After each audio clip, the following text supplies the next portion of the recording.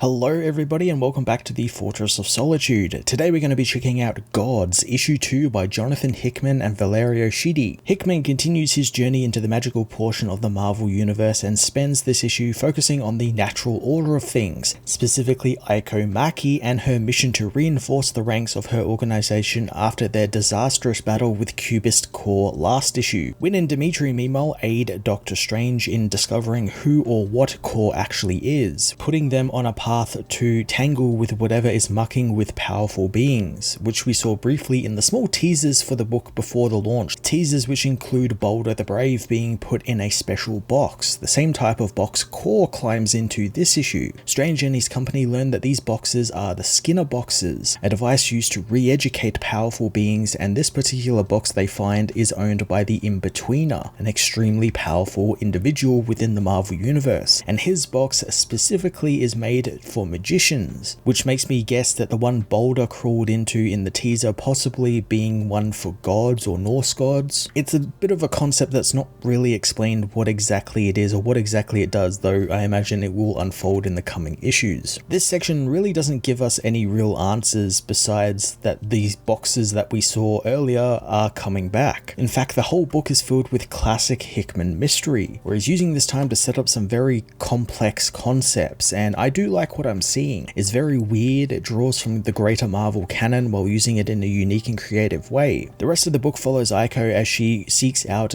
Mia Di Maria, a young university student who Aiko offers a chance to join her at the Centivar, since as it turns out, Mia is one of the few people in the world who has the quote-unquote spark of talent, basically meaning that she can touch the words of power and use them to bend the universe to her will, something which Aiko makes clear she's done before. First being wishing that she wasn't an orphan and instead given a mysterious guardianship which allowed her access to education and being able to go to college and pursue her dreams. I like what we've gotten of Mia in this issue. We learn a little bit about her backstory and who she is and how she's obsessed with studying, since having the perfect grades to her is like the most important thing in the world, and since she doesn't come from money and actually wants to earn her way, it's contrasted nicely with her roommates, who are all just spoiled rich kids who will just let their money sort everything out for them, something which Mia isn't afforded. There is also a neat meta commentary as well, as the Centivar is putting people in these Skinner boxes seemingly as a way to make them right, quote unquote, or to fit in, and that's what Aiko pretty much tells Mia, that going with her will help her fit in. It's a cool inverse on a story where a character wants to break free from the confines they are put in, and it's really damn interesting, especially since being put in a said box is usually an evil act or seen as an act of villainy or something a villain does to control someone, so it gives Aiko some interesting motivations as to why her and the Centivar are exactly doing this. And on top of that, Mia is obviously a magical user and the Centivar is purely science-based, so is this their way to try and trap all magic users in these type of boxes, or to find a way to control them somehow and use their science to control them? It's really interesting stuff that Hickman is building here, and I'm looking forward to exploring it more in the coming issues.